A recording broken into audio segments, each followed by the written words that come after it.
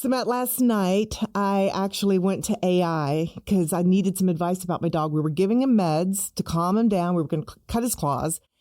And the amount that we'd already given him was not working. It was late. The vet was closed, and I really needed some answers. And it made me think, because I knew we were getting together today, this is exactly the scenario that we're going to talk about today. More and more people are going to AI out of frustration. They need quick medical advice, reassurance, maybe some answers. I mean, that was me last night to a T. Yeah, you're right. And the data shows it. More and more people are turning to AI for healthcare information and diagnosis. Just some data, we're seeing searches for things like AI symptom checker and AI doctor up over 100% in the last year. And AI medical diagnosis is up by 50%. But I think people were using those kinds of searches in Google anyways, well before AI was there. But what we want to talk about today is this a bad thing, or can AI help diagnose and better inform our overall healthcare journey?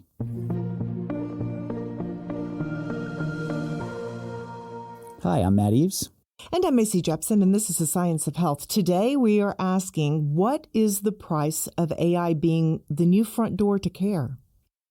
So before we jump in, we should let our listeners know that you and I are in slightly different places when it comes to AI in healthcare. As we typically do, you on this one, you had developed a script. And when you sent it to me, it felt like you were leaning more that this was in kind of you were more cautionary about this, where I'm sort of more optimistic about AI, and probably just wanted to set that up for our listeners so they kind of know where we're coming from. And what I will share is for work, I'm required to work in AI. So that's probably where my bias comes from. And even more recently, I just taken I was in Phoenix and had taken a Waymo for the first time. And so I'm perfectly comfortable with AI. And if you don't know what Waymo is, it's basically an Uber, but it is a driverless car. So when it pulls up, there's nobody in the driver's seat. And then when you get in, it drives and the steering wheel's moving and everything's happening, but there is no other person in the car with you. But I digress. Let's get back to healthcare. All right. Well, I'm a little on the fence. Last night I went to AI because it was convenient for me. It told me to get my dog straight to the vet because I failed to tell AI that he weighs 135 pounds. It said he was over-medicated and was probably in distress. So what worries me is knowing the difference between good and bad advice. It's not always black and white. So today, joining us are Dr. Jeffrey Janata, a psychologist and professor of psychiatry who specializes in medical psychology, and psychiatrist Dr. Patrick Runnels, Chief Medical Officer of both Population Health and the Veal Initiative for Healthcare Innovation, both at University Hospitals in Cleveland. Thank you for joining us for this conversation today. Thanks for having us. Thanks for being here. Yeah. I think I laid out why, but I'd love to hear the why from your perspective. Americans seem frustrated with the medical system. Long wait times, rushed appointments, high costs. What are you seeing in your practices? Well, for us, access has been a big issue, particularly since the COVID epidemic, when need for behavioral health care went way up and access times grew longer and longer. And that's, I think, paralleled in other medical specialties as well. Isn't that what you find? Yeah, no. So what I'll say is I don't have a whole lot of patients coming into me indicating that they're using any kind of tools. We haven't seen any reduction in the number of people making appointments, for instance, for psychiatry or therapy or counseling. So we're not getting that. That said, I think the data shows that people are using it. What I am seeing a lot of, and this has been around for a while, is people going and doing their own research. And I think what's happening more and more, and they may not even know it, is that research involves AI-powered tools. So whereas before you'd Google it, well, now Google involves an AI, function when you do that. And so it's allowing people to get a lot more information a lot more quickly. But I haven't seen yet that it's coming in and being introduced into the sessions we're seeing, and we're not seeing yet that it is making people not want to come get services from us, if that makes sense. On the flip side, I'd be curious for you to go back in time and let us know how your attitude has changed over the last 5 years. So I think that it's what surprises me is the acceleration, how quickly the field is evolving. Apparently the stock market is being driven now by, stocks that are entirely, and it is infiltrating really every part of our society in ways that I think we wouldn't have predicted 5 years ago. And anytime something moves that fast, I think it's worthy of distrust. it's worthy of taking a real step back and saying, wait a minute, where are we going and how fast and what are the guardrails? What are the protections? What sorts of things have been built in to make sure that we're not headed off in a direction where, like any tool, used the right way, it can be really terrific. Used the wrong way, it can be really dangerous. And we need to be careful about that. I think that's a really interesting point about, sort of taking that evaluation, because does the hype match the reality? And I always think about, yes, there's a lot of hype on this, and I think this is going somewhere. But if you think about your daily life, how much of it has actually changed in a meaningful way because of AI? Not a ton, right? I mean, there are certainly some things, but day to day, what I'm doing today versus what I'm doing 5 years ago, other than the fact, work aside, because I'm working in AI, so we're working on a lot of projects. But in terms of how we're impacting people's lives, yes, I think potential is there, but I don't know that we're quite there yet. Where the hype is outpacing the reality in my mind. The original use cases for AI, when people were starting to think about this a lot, revolved around, well, we can have AI get trained on medical language, and then it can go into journals and summarize the research of 50,000 articles in 10 seconds, right? That was kind of the initial thinking. Fairly rapidly, as far as I'm concerned, I was a little surprised at this. The people programming and making AI products figured out that they could also train AI to actually respond to expression. It could start to respond empathically. It could actually pick up on emotion and tone and voice. It could pick up on word choice and actually assess and understand whether or not you were happy, sad, angry, discontent, right? Those are things it all started to pick up on. And indeed, I've actually interacted with AI products that are able to determine that my voice got angrier or less angry, or that I look happy or I look sad. That's a thing. And they're out there, and these things can do that. All right, so is that actually useful in the context of helping someone get better? And it does appear that AI is actually more likely to have an empathic response, an appropriate empathic response, than humans. So when it monitored phone calls, like customer service phone calls, it found that the AI agents did a much better job of picking up on emotional cues and responding to them empathically than the humans did, right? It was actually more attuned to that because that's how it had been programmed. When we do our residency and fellowship training, we actively teach them to be empathic, to validate emotion, to respond in a human way. But in practice, what happens is we're more likely to go right for the here's what we can do for you, because we see something that can be done and we jump to that too often. So yeah, that's right. Is there a danger in that, in the tool being, I don't want to say overly empathic, but if that is always the response, do you run the risk of the patient sort of, whether consciously or unconsciously, learning, if I come into the call or to the interaction sad, it will immediately sort of match me at that, and then I get this nice lift of trying to bring me up, right? And you see where I'm going, where it's like it is. Oh yeah. Whereas a human being, you may say, well, we've gone down this road, and we're not gonna start at this low level where you want. Like maybe that's not an appropriate clinical response, but I'm wondering, like, Jeff, I'll take a quick start. Go ahead. So what you're getting at is, and we'll use therapy as an example. If I want to develop an AI therapist, right? And AI is really good at being empathic, and empathy is essentially the ability to pick up on and understand and put myself in the same shoes as someone else from an emotional experience standpoint. It gets really good at that. I, the person, love when someone gets me.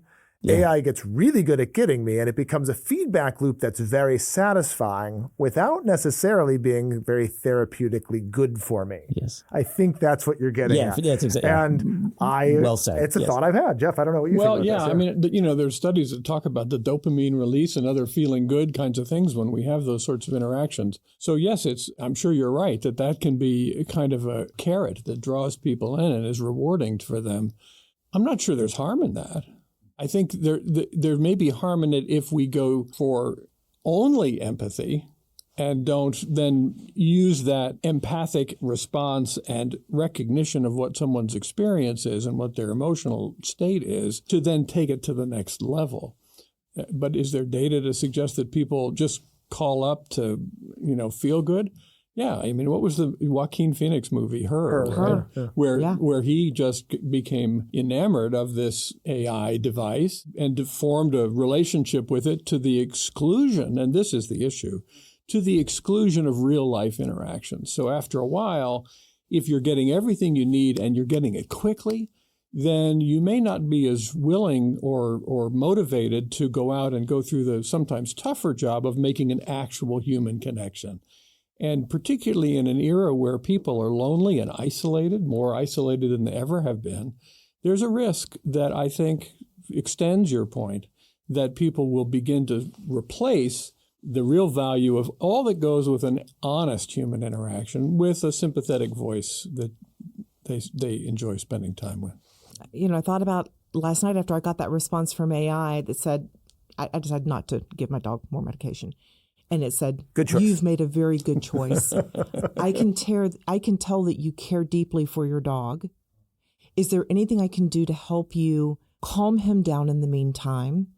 And I thought, I really like this thing. And then I laughed because I knew better and I walked away. To your point, Dr. Janata, my concern is that some people are going to feed into that. Mm-hmm. And it's going to become more of the first choice, not just out of desperation or because it's after hours, but nope, I like this more. Right. And that's problematic. Well, and AI is selfless.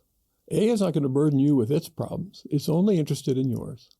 And that one-way interaction, I think, can also become seductive. Yeah. Well, and so here's the worry I have isn't the AI itself, it's the people who own it.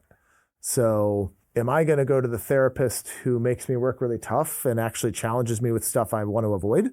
Or am I going to go to the therapist that is always kind of veering towards that? And so if making money on this requires me to use it, what you might see people do is start programming the AI to be more in line with what's going to take to get that person to come back and use this again. It's not the AI technology, it's the people behind it. And, what are their intentions? And so this is a field of ethics that's just burgeoning in healthcare. When we actually have a council at UH that think about these things at a very rudimentary level, when we start thinking about AI and how it gets incorporated into the tools we use and the different, interventions we have, all still very new, but those are the kinds of questions we have to ask is what is really best for the patient, not what feels the most good.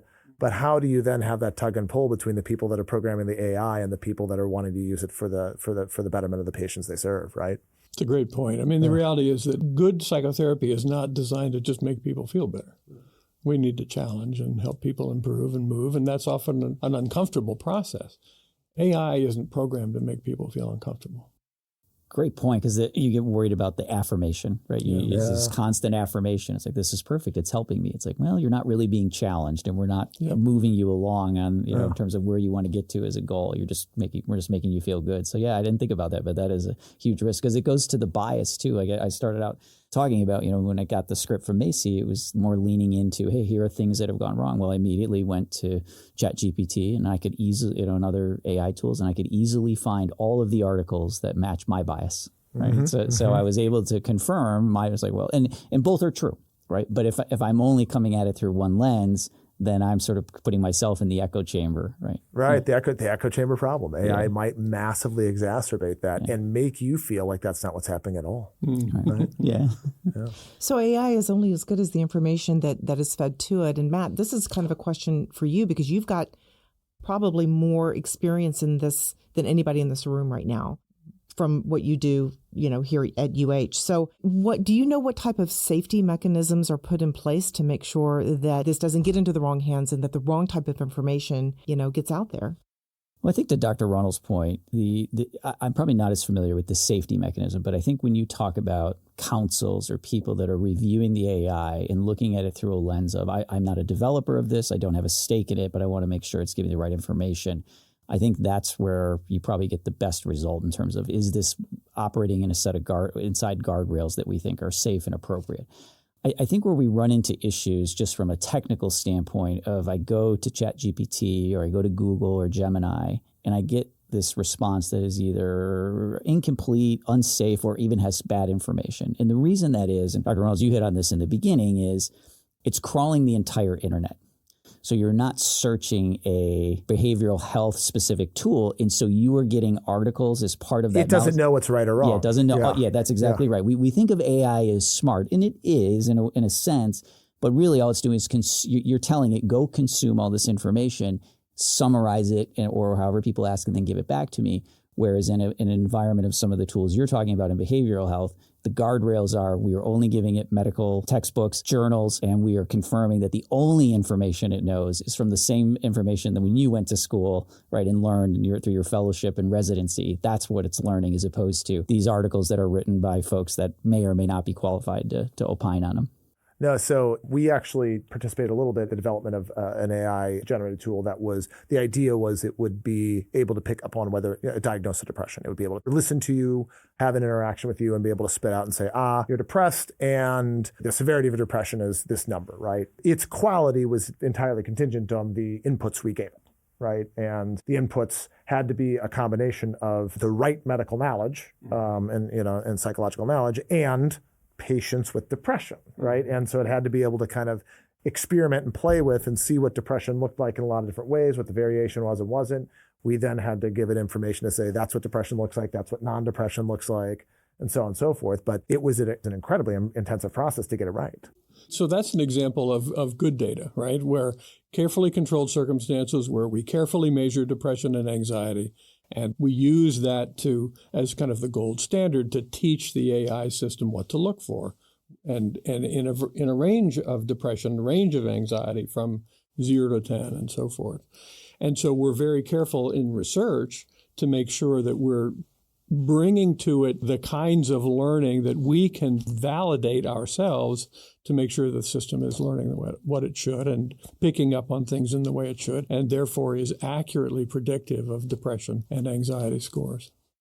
To dig into some of this, to kind of spread out, so you brought up Waymo, right, to kind of zoom out a little. And the depression example we just gave, we're training a tool to do a very distinctive, specific thing, figure out if someone's got depression or not.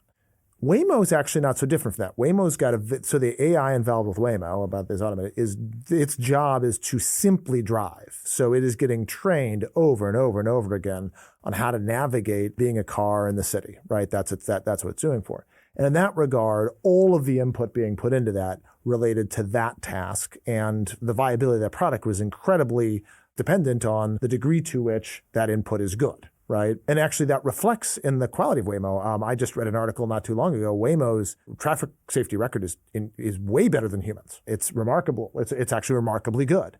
It's also very narrow and very focused. We've got a technology we actually have implemented here at UH that is designed to actually pick up on the risk of falls in patients who are in hospital rooms. It's doing a very narrow thing. And then in all cases, there's a human check in the background.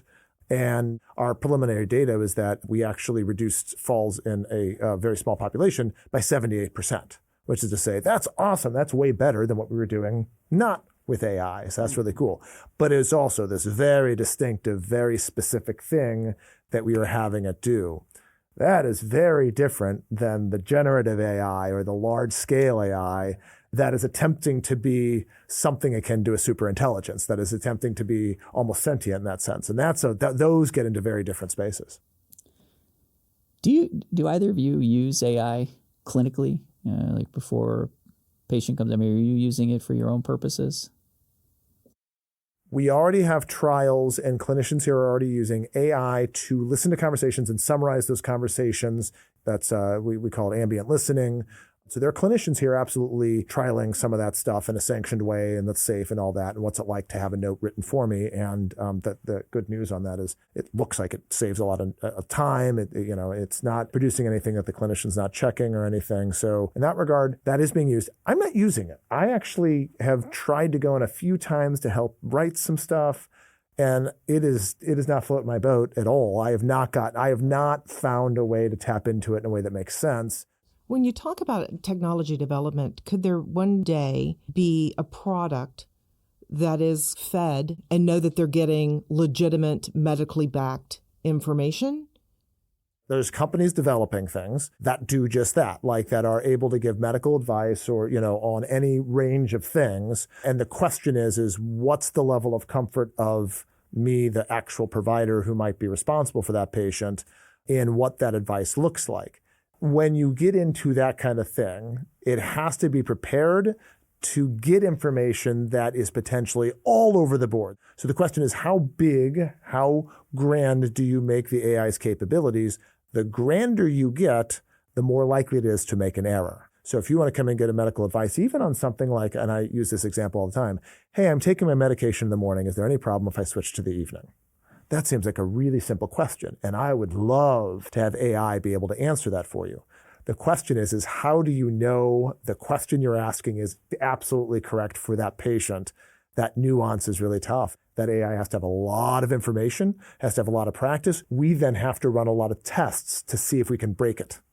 Like, what if I ask this way? What is the answer? What does the answer get? If I'm taking Prozac, will it answer the same way as if I come in and say I'm taking Zoloft, right? Well, like, does that trick it? Or will it even answer the same question the same way twice? Yeah. That's the reliability question. Yeah. If I ask it that question today and I ask it again tomorrow, is it going to say yes or no with the same frequency as it did the day before? You bring up some great points, and I think that the problems are ultimately personalization.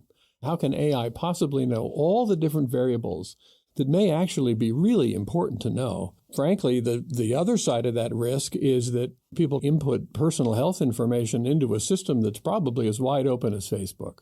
They don't recognize that they're turning over the information that we go to huge lengths to protect. And yet people are jumping onto AI and telling them all about themselves in ways that have ramifications they may not recognize. Yeah, that's a great point. You're right. Those open systems, there are not protections in They're place. all open. I mean, you hope that Google and OpenAI, ChatGPT are doing the right thing, but there's nothing, unlike us who are required to put protections in place and has to be behind a firewall, and you can't leave the file open, all those sorts of things. These companies, because they're not healthcare institutions, are not bound to the same restrictions we are. So then the dilemma is, well, how much information do I give it? All right. Without revealing too much that I wouldn't want somebody else to know? Yeah. And then how much does that influence the information I get back from AI? Yeah. Now, what I'll tell you is there will be a solution, I think, in the next several years that allows for rudimentary versions of what you just described to happen. I think you will get to the point where you can ask some basic questions and there will be some sanctioning of that. And the question is how far will it go? And then the other question is how much of that is about facts and how much of that is about the human interaction and the kind of more the gray zones and the more subjective and qualitative aspects of what we're getting at. Yeah, particularly when we know that so much of medical and psychiatric interactions are based on a trusting relationship, on a real relationship with a real person, and makes interpretations and suggestions and diagnoses based on that huge fund of knowledge that AI can't possibly have. We've talked a little bit about the future. Where do you see us being with AI in the next 3, 5, 10 years? What does the future look like? Oh, there's no question. This is an upward function.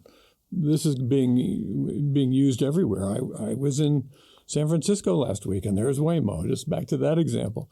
I don't think there's any question it's going to be a part of almost everything we do. And our task is to make sure that we keep the guardrails on it, that we make sure that people understand its limitations. And I think that those limitations aren't spelled out enough.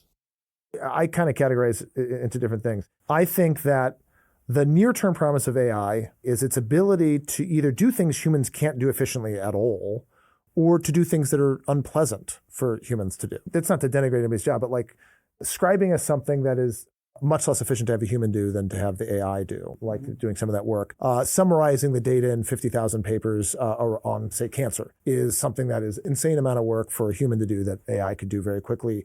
That thing that I talked about with falls and actually being able to pick up on cues to allow the human workers to pay attention to the things that matter most. Those kinds of things I see as being where AI can quickly come in and do really great work and actually create a lot of efficiency and allow us to connect more as humans. I think there's going to be a temptation for companies to look at AI as a replacement for humans. And I think that will happen some.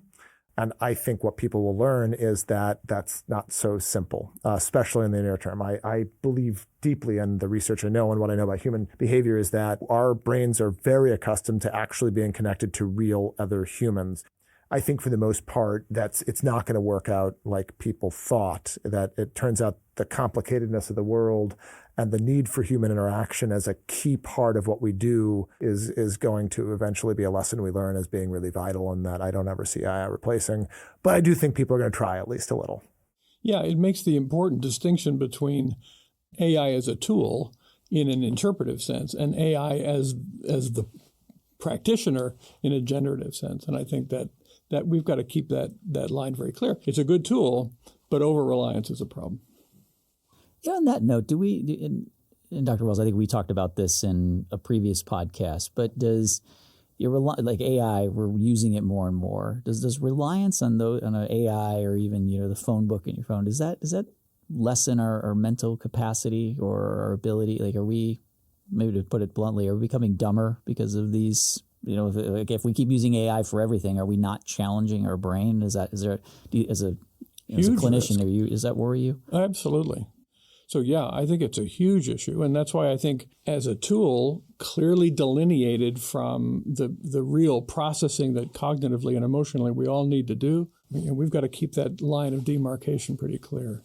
There's a great story on a podcast a national podcast that I heard about that actually delved into this, and it was about attention and what we're good at. And in the 1700s, there was Nathaniel Hawthorne wrote an essay, a famous essay at the time, about a new invention that was going to be the bane of all existence and create lemmings who were thoughtless and pointless. And that invention was the inside stove. Because it was going to prevent people from gathering around fires. It was going to lead to social ruin, right? And so I say that to say one of the things we know is that we have the same thing happened with the transition from the oral tradition to written words, right? Is we lost something when we transitioned from people speaking and memorizing stories and to hearing stories to reading stories. And there's actually data to show, and there's research to show that when that happens, I'm less likely to be critical of what I read than what I hear. And so maybe that's a problem, and that's something we should think about. All the new technologies that interact with our brain have the potential to do that. But then the question is that bad or is that evolution, right? Maybe those are things that it's good to lose. Maybe, for instance, we don't need to be as good at writing as we used to be. What I am also saying, though, is this other current where people are diving in and using it so much that they're completely losing their ability to critically think about anything. So there's some emerging studies to suggest that we're already seeing a massive loss of basic skills in thinking how to problem solve as a result of AI doing all the work for us. There's a movie called Idiocracy. Yes. that movie's getting a lot of attention now. A lot of attention right now, right? Yeah. It's a movie that stars, what's his name? Not Owen Wilson, Luke Wilson. It's a movie about the future in which we're all idiots because technology came in and stopped us from doing anything. I think we're going to have to figure that out. And again, I think we're probably going to overshoot and create some trouble. I think we're going to see that trouble really quickly in schools. And I'm more hopeful about the fact that we're going to make that mistake and we're going to mess up a little, but we'll figure it out in the long term. Yeah, I think about that too. And if you told somebody 100 years ago that today there would be a device in everyone's pocket that contained all the world's information, I think you would naturally go to, well, is then everyone a doctor and a rocket scientist? It's like, no, not even close. Like we don't necessarily take advantage of the tools that are available to us. So yeah. In every circle that I'm in right now, there's been talk for quite a while about this thing's coming, and I don't know what to think, and not for me. And now it's like it's exploded, and it's here.